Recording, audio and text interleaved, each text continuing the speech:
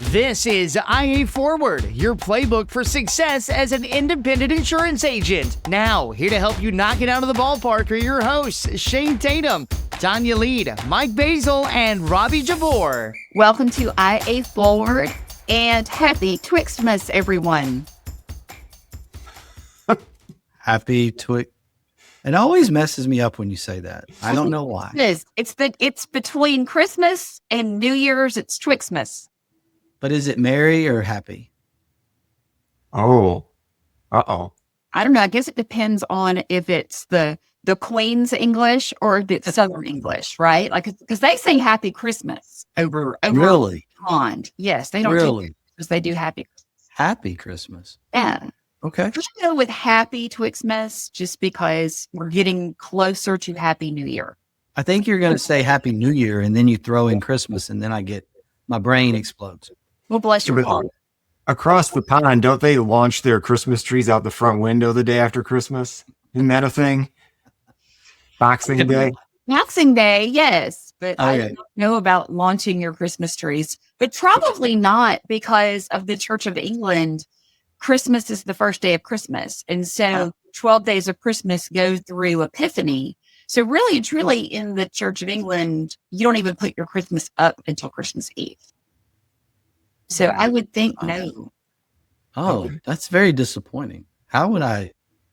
Christmas Eve is when Christmas goes up? Like, Yes, light and it tree? stays up through January 6th. That's why you always laugh, because my Christmas tree is up on January 6th because that's the 12th day of Christmas. I love that. I would go all the way through the month of January, but that's just me. But boy, what about starting so late? Like, we can't do that here. Oh, no. Because we have pre-Christmas, which used to be known as Thanksgiving. Yeah. And then we go from, a little before that all the way through halfway. Yeah. of We can have January. that. We would lose Yeah. Black Friday altogether. Like, what are we doing? We would lose that completely if we That waited. would be a till- travesty. It really would. would. It would be a travesty. All I know is my husband on December 22nd said to me, whatever is not up and finished is going in a box in a garage. Now, he didn't No, that's right. Yeah, That's right. he did threaten me with it this year. No, that sounds 100% appropriate. That's right. You had a completion date put on you. That was, whoa, okay. I didn't know you could do that. I need to know. That's good. I mean, I don't have anything to worry about. My wife would not allow that. Like, she would be like, no, it has to be finished. So I get it, but I didn't know you could actually do that. That's a good thing. Well, I have he to threatened congratulate it. him. Didn't do it, but he did threaten it. See, vague threats. Come on, man. So, Shane, I assume your Christmas shopping is done? Well, since You've Okay. worn out the mouse Yeah, pad? well, I mean, it's done since Christmas has passed, but yes. But I barely made it. I've thought about you. Well, here's the story. So my wife says, hey, we need to go get a few more Christmas presents last week. And we pull up to the mall. You've heard of those, Shane? Malls, Yeah, that's a lot of stores all put together. I've seen them Yeah. on pictures. Yeah. Oh. So we pull up to the mall. First thing I do when I get out of the car is I pull my phone out to take a picture of the mall because I'm going to send it to you. Mm. And my wife looks at me. She goes, "What are you doing?" And I was like, "Well, it's a long story." I just knew I got to give Shane a hard time about something. And then she just goes, "All right." Yeah. Yeah. She just goes with it. Yeah. I get it. She knows what she's working with at this point. So going into the new year, December 30th is a really fun day, and it is called Make a Decision Day. So today is Make a Decision Day.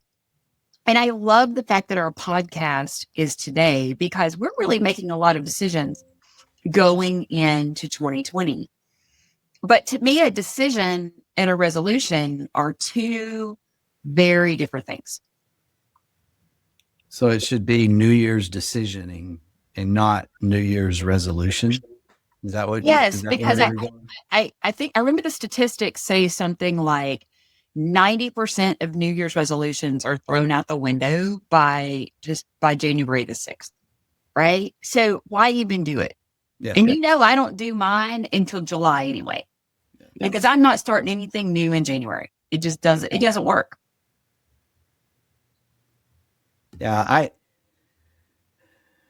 I don't mind starting.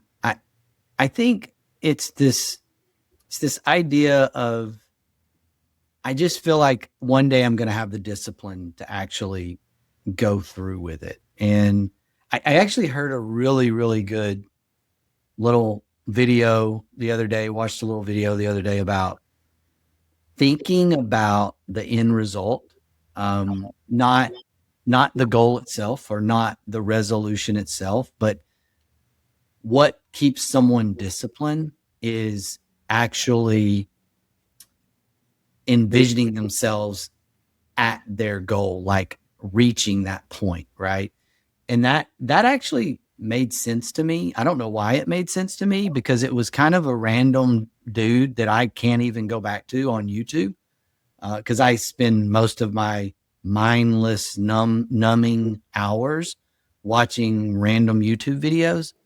That's now my national pastime in non-baseball season. And so it was really weird that it popped across my feed, and it made sense. Like, okay, I don't know that I've ever really thought about it that way. Like the end result, I've always kind of thought about the process mostly. And I'm the opposite. I think about the end result and create the process to make the end result happen. So I'm very end result focused.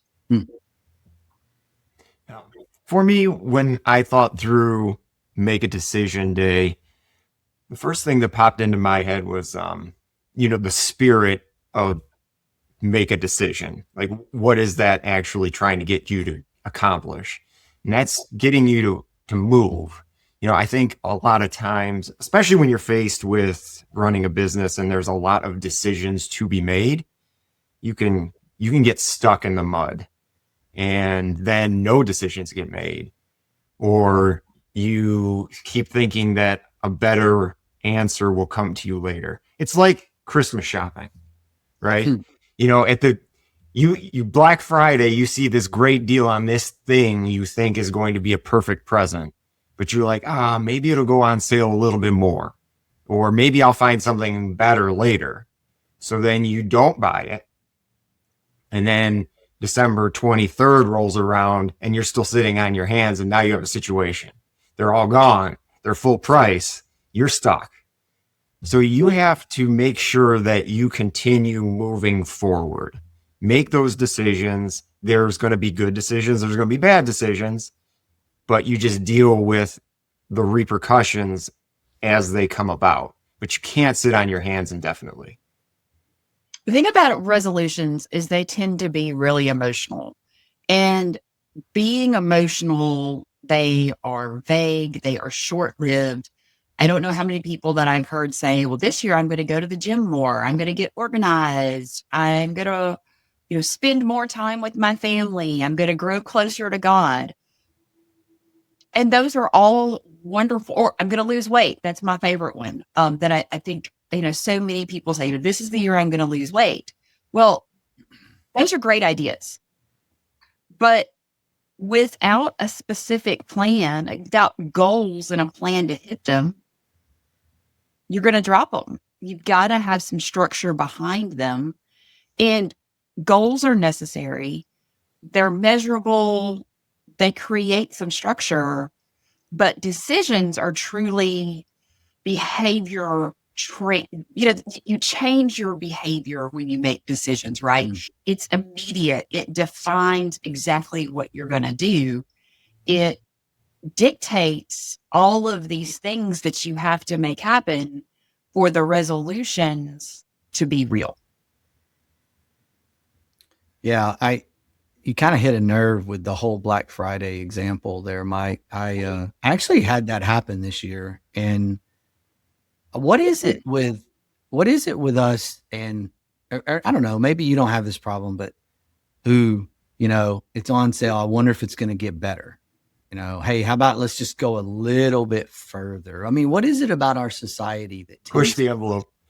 Push it, right? It's like, maybe it's our haggling society in a way. Like, I don't love that, but a lot of our mindsets, culture maybe is well, let's just wait and see. Maybe it'll go down another 5%. And I got sucked into that really bad this year, and it cost me. I ended up paying almost full price for a gift that was half price, that I couldn't just live with the half price. Like, I had to go a little bit further, just to push the envelope. And I ended up paying full price for kind of the primary gift this year. So I really, really failed pretty poorly this year on that particular thing.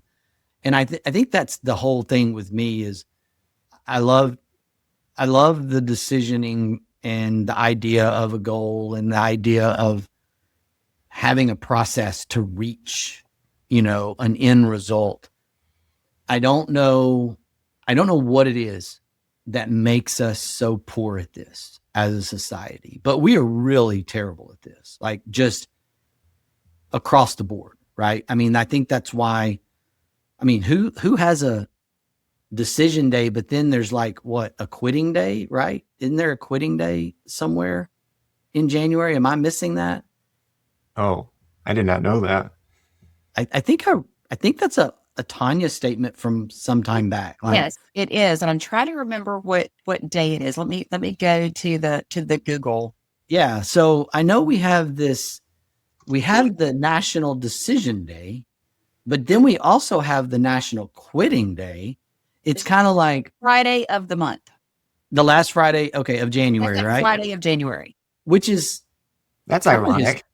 Kind of hysterical, because what that basically says is, hey, I know you've been sucking at your New Year's resolution, so we're going to go ahead and give you an out and say you can just go ahead and quit, right? I mean, and they say that I love this. The concept of this idea gained traction from data from athletic apps. Okay. That it completely disappears right around that second Friday.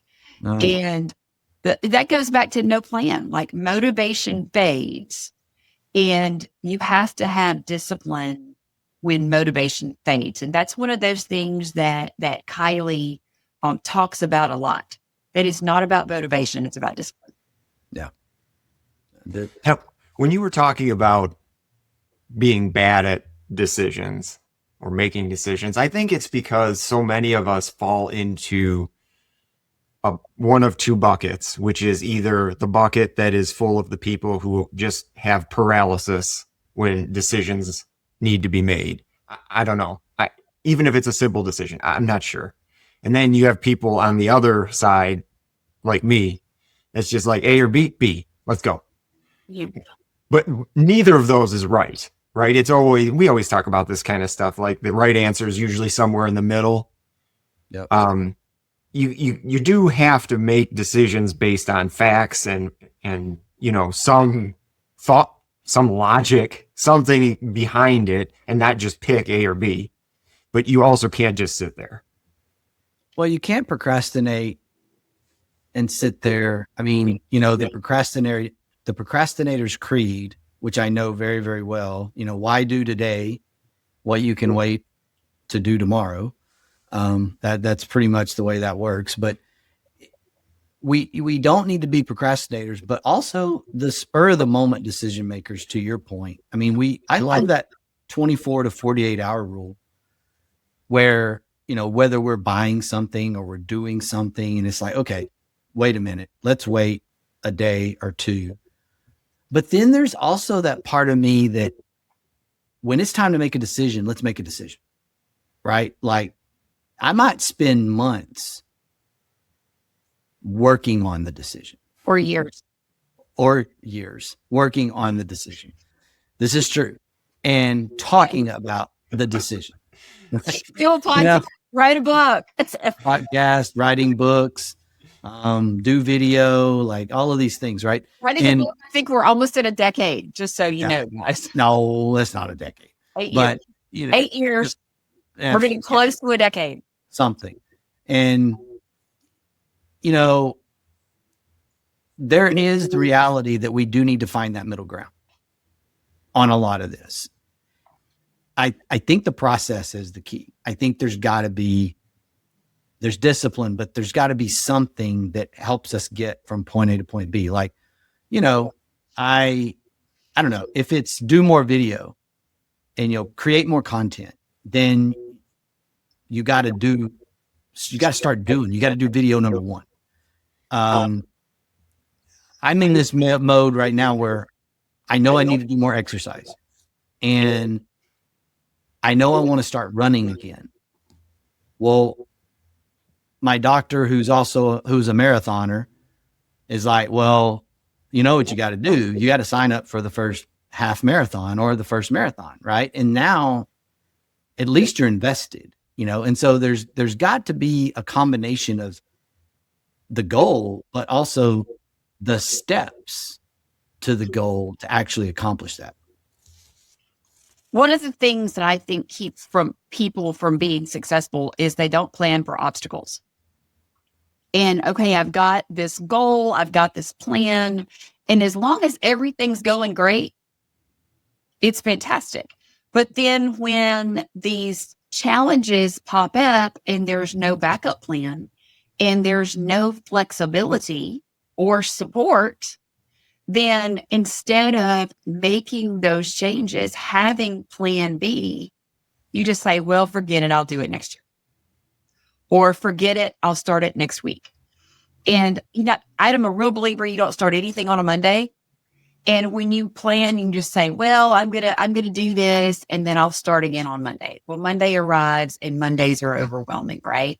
So plan for obstacles, and that makes it so much easier to say, okay, I get this is a challenge, but I can get through it. Yeah, the road to your goal is very rarely straight and well paved. You're going to have to, make modifications to your plan along the way. I think revisiting the plan is a great idea periodically. Where am I in this path? Am I still on track? Did we veer somewhere along the line? And if so, how do we get back on the road? Yeah. What's really interesting about kind of this whole topic is the first place my brain is going is this thing that's gotten really popular. Read the Bible through in a year. It's called the Bible Recap, TBR. And the Bible Recap was the first time that I actually completed reading the Bible through in a year and actually made it through it. And there's a lot of stuff in there that the founder of that, the creator of that, Tara Lee Cobble, she talks about, right? Like she talks about, hey, you made it through Job. Don't quit in Job. Like that's kind of her thing. Like if you're gonna quit, okay, but you can't quit in Job. You can't. And over in the Kings, that's And what's really crazy, and I'm in my third year, Julie and I are in our third year, and now it's become this thing that's it's just a part of our day. Like we've habit formed this, okay? And it took us a while to get there, and we would find ourselves behind. And the one thing there is we had an accountability partner in each other, so we can get into that part of it. But we had an accountability part. Hey, have you listened today? The other thing was we figured out that listening was something we could do easier than reading. Now, there's all the purists out there that are like, you're not getting anything out of it. You're not studying scripture if you're listening, if you're not reading. And there's people out there that'll say things like that to you.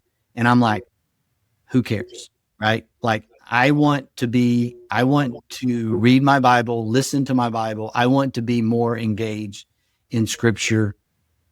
And if listening gets it done for you, then listen, right? That's kind of the deal. But as I went through that, there are times where we would find ourselves 3 and 4 days behind. And you know what? It's like, I don't have that 20, 25 minutes. I can't do it today. And we would make these adjustments to Mike's point. Like, okay, we don't listen to the summary that day. We just listen to the scripture, and we do double day scriptures, right? And this is just a microcosm of something that people tend to quit at. Like, I'm going to read the Bible through, and then they tend to quit at it because it's hard, right? And so there's other things that fit that. I'm going to go to the gym, or I'm going to start running. Anything you're going to fail. You're going to do it. You're going to fail. And so the question is when you fail, do you get back up, or do you just say, well, since I didn't do it for 3 days in a row, I guess I got to quit And eat a cheeseburger.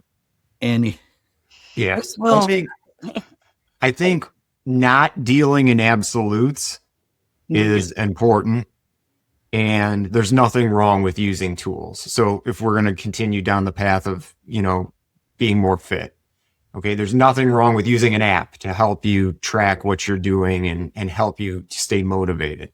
There's also nothing wrong with, okay, I usually do an hour workout a day. Well, I don't have an hour today, so I only did 20 minutes.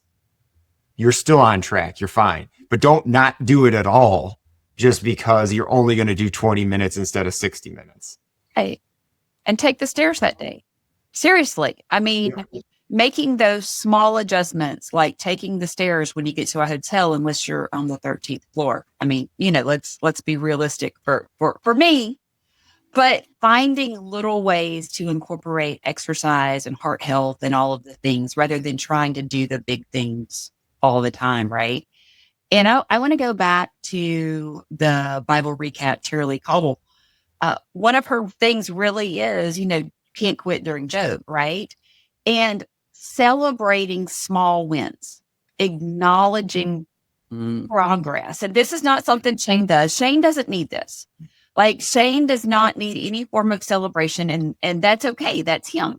I'm one of those people that I need to celebrate, like, when I've done something right. Like, I'm going to have my little moment. And I made it. Oh, we know. We know. Like that, right?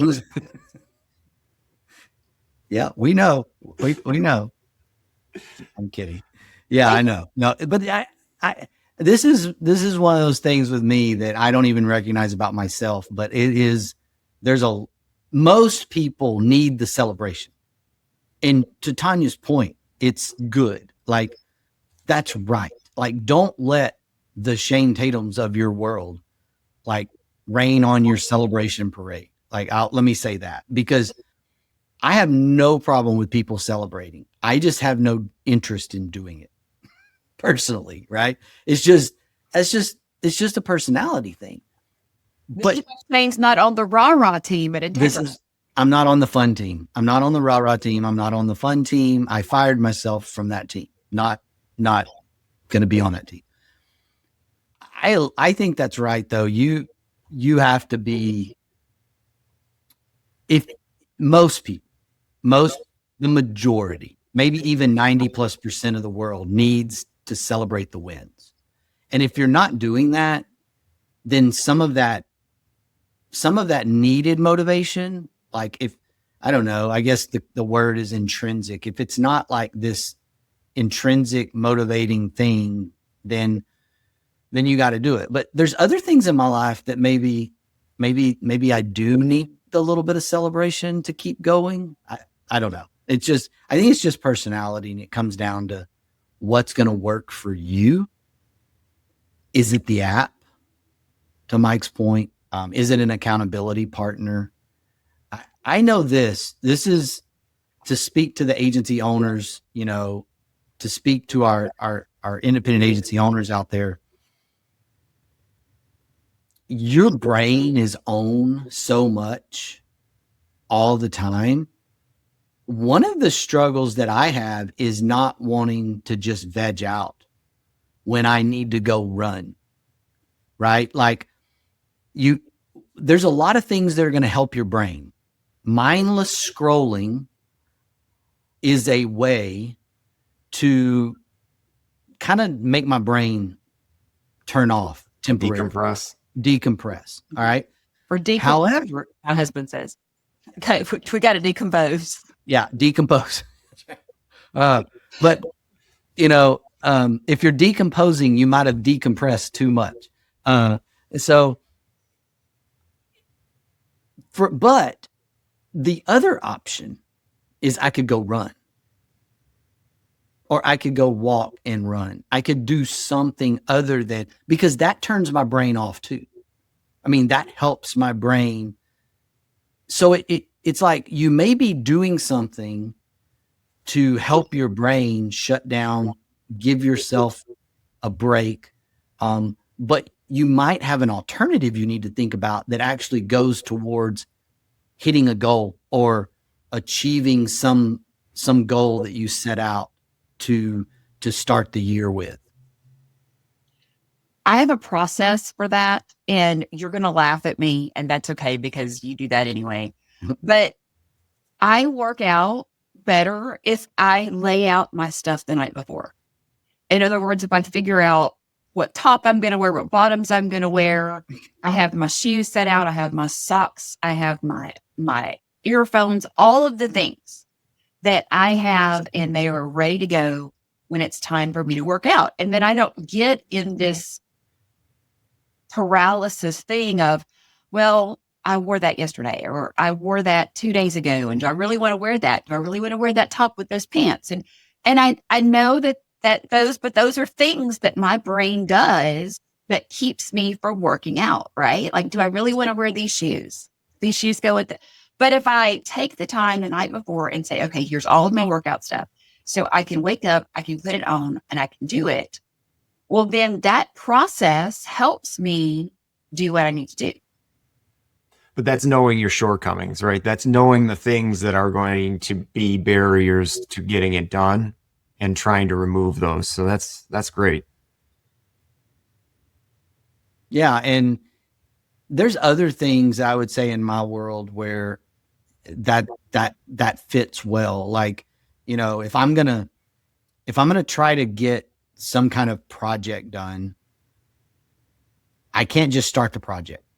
I mean, when I can, but every time I do that, I tend to fail. But if I organize around the project, which would be my version on a project of laying out your clothes, right? Like, then it kind of declutters maybe in my brain. Maybe that's what it does for me. I mean, I'm a girl dad, so I envision that, what's going through Tanya's brain is, well, I really don't want to go work out, but at least I'm going to look cute, And so then it's motivating because that's a girl dad thought. I know what my girls would be like. I mean, I didn't really work out that hard, but man, I look cute while I was doing it. Right. I mean, so that's like the most girl thing ever. Right. So I get that. Like, I can understand that.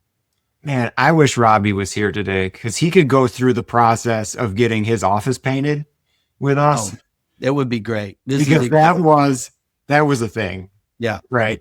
I was down there at the beginning of December. All the furniture's in the middle of the room. Painting is the worst. Let me start there. Painting is the worst. Like, of all the jobs in your house that couldn't potentially result in you dying, this is the bottom of the barrel. Right. So if you have, okay, hey, I need you to move that electrical socket over 3 feet. I'm not doing that because I could die.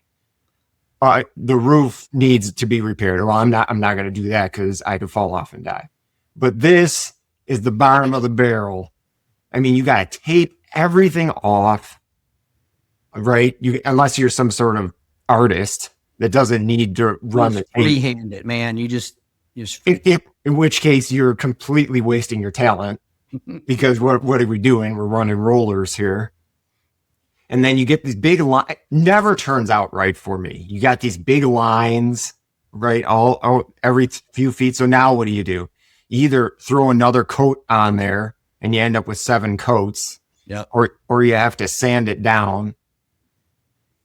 But since we're talking about sandpaper, there's something else I want to get to right now.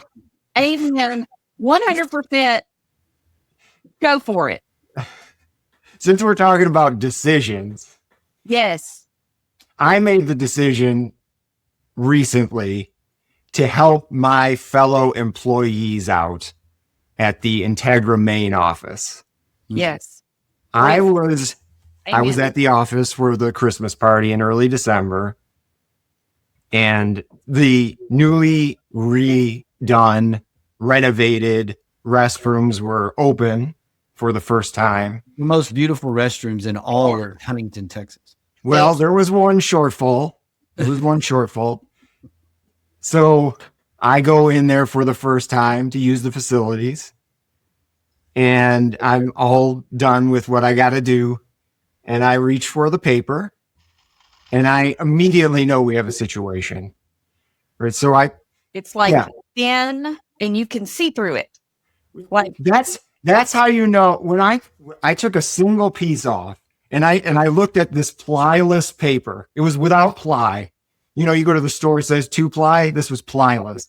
How do you know you've got a situation when you hold a single sheet out to the sky, and the light reflects through it, and it looks like David Copperfield made that thing disappear? You know that you've got 200 grade sandpaper on your hands. Yeah. Yeah. And the complaint was management listens to our people, and the complaint has been noted.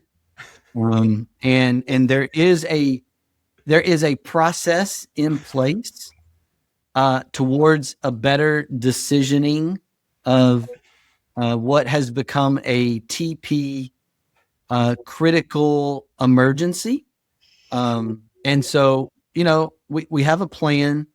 You know, everybody's backsides are going to, you know, be better for it long term here at Integra. I mean, I will say this. You did cut down on people taking extra time, because nobody's going twice. You are not going a second time and using that.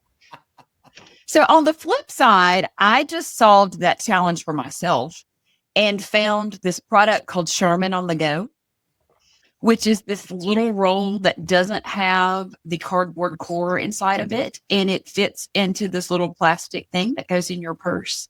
And so you just take your purse in the bathroom, you get your Charmin on the go out, and you take care of it. So there's more than one way to solve a problem. But I love the fact that Mike helped solve the problem for everyone. So congratulations on that. No more sandpaper at Integra. Well, I didn't know that was an option, because maybe we need to implement a BYOTP. That's right. And just make this problem go away, right? Like, okay, you know, if you don't like what is supplied, you know, for free, you didn't, you know, hey, we don't charge for our toilet paper, right? No, I mean, all I can think of is I just hope Miss Melody is not listening to this podcast. she's not going to listen to the podcast. It's going to be okay. Shane's mom would absolutely die that we were having this conversation. It's okay. It's not going to happen. She's not going to listen, and it'll be all right. It'll be good. It is a great decisioning example, though, right? Like I do understand why, you know, we got on this topic. And it's a good example of how to make sure you reach a goal, and a goal is going to be reached. And you know, we'll be known for She's soothing, you know, a soothing place to come to work. How about that? There you go. well, You're maintaining Zen. That's right. we identified a problem, we assigned ownership, and you know, now we're going to have checkpoints on it. So That's right. That's right. a great framework. That's right. So something else that happens Twixmas week. This is the ultimate bowl game week, right? Which, by the way, bowl games this week were sponsored by Coca-Cola this year. I had no idea that it's now Coca-Cola bowl game season. Did not know, but it is. Okay. Did So not know we're that. going to give that shout out to Coca-Cola for a random sponsorship that I'm sure somebody made lots of money off of. But, we did picks a few weeks ago, Shane, before we became the Quad Squad, which apparently Robbie is doing everything he can to not be a part of for the second week. Yeah, he's like, no, we didn't fire Robbie, just so everybody understands. He was on for 2 podcasts and then he decided to not be on.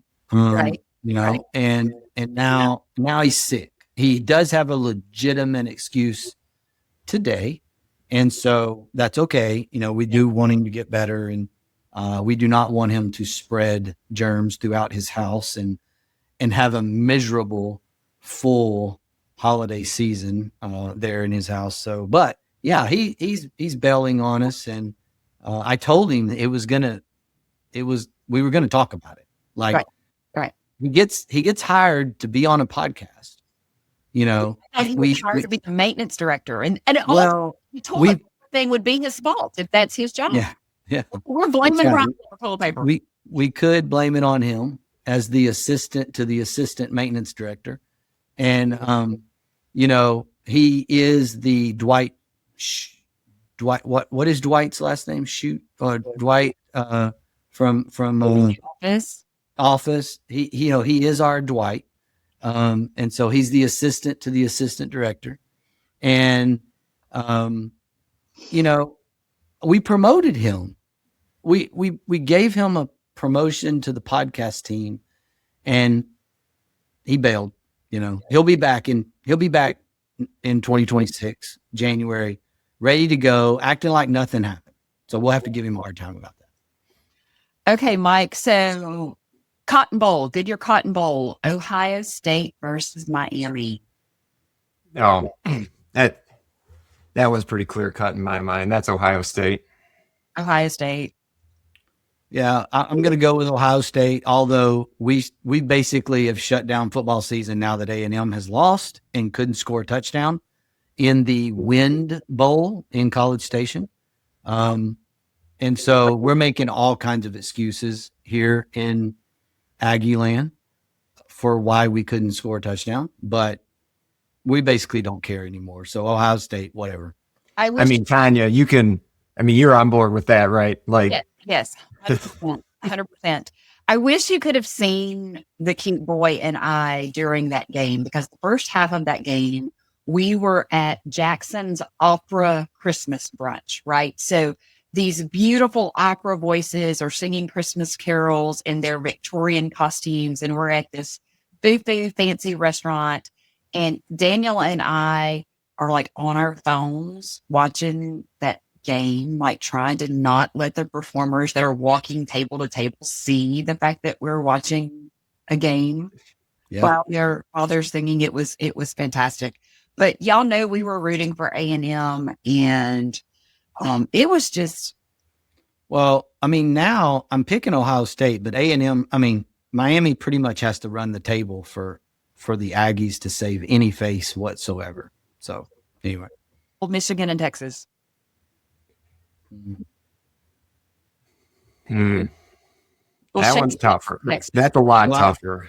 That's not hard for me. Michigan, I can't say Texas, but I can't publicly, but I will be secretly rooting for Texas, because I always root for a Texas school against a non-Texas school, right? But Michigan's gonna probably make this really tough on Arch. I agree with that as well. I'll go Team Manning. There you go. Well, there you go. Okay, Indiana versus Alabama. Ooh, this is going to be a good game.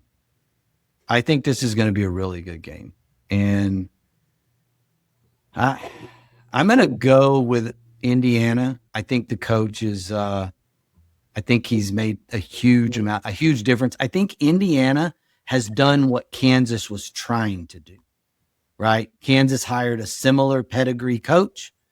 And, from the lower, football tiers, and a coach that had always won. And now he's won. Obviously, he says you can Google him. He just always wins. I think that was his famous line. But I'm going to go with Indiana here, just to knock off the perennial favorite. Most people are going to say Alabama because it's Alabama, but I'm going to go with Indiana. I am too. I just don't think that Alabama has the mindset that they need. I think if St. Nick was coaching, it would be a whole different situation. But I just don't think that they're in the right headspace to beat Indiana. Yeah. I'll go with the Tide. I don't have a real strong feeling one way or the other, but my middle nephew is a big Alabama fan, so there it is. There you go. And that's really like, if you're the type of person who likes to put a little money on this type of stuff, which I am not, but if you are, totally fine. That is how you should make your decisions. Because if you think you're going to outsmart the books and you're going to figure this stuff out, you're not. So you might as well just throw darts. Hey, I know a person who knows a person who likes that team. That's right. Roll with it. I think the nephew selection process is the perfect way to go about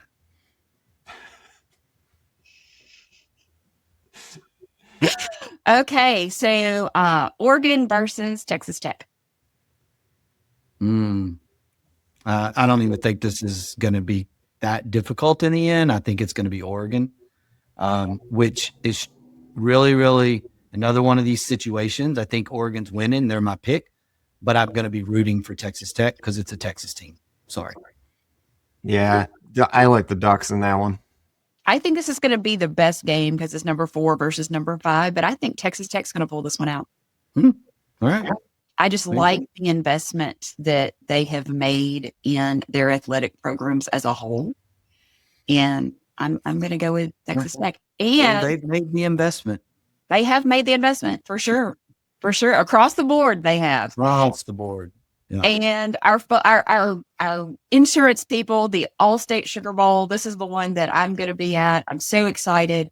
Ole Miss versus Georgia. All right. I'm going with Ole Miss. I think the guys got a chip on their shoulder. I love everything I'm seeing about the new head coach. I just love everything about what's going on there. So I'm picking Ole Miss. I was just going to ask who the coach is because I literally don't know. I think it was the defensive coordinator. I think was promoted to head coach. And he's, man, I don't know. Feels good. Just a really good feel good story coming out of the disaster of what happened, how it happened. Mike, what you think? Yeah. I think that's a tall order when you're switching coaches. I know he's been there, but that doesn't feel right. I'm going to go against Ole Miss in this one. I've got to go with Georgia just because of Kirby. I've said it on the podcast before, and I will say it over and over. Kirby's players will run through a brick wall for him. And I think he just has too long of a relationship with these guys in that position.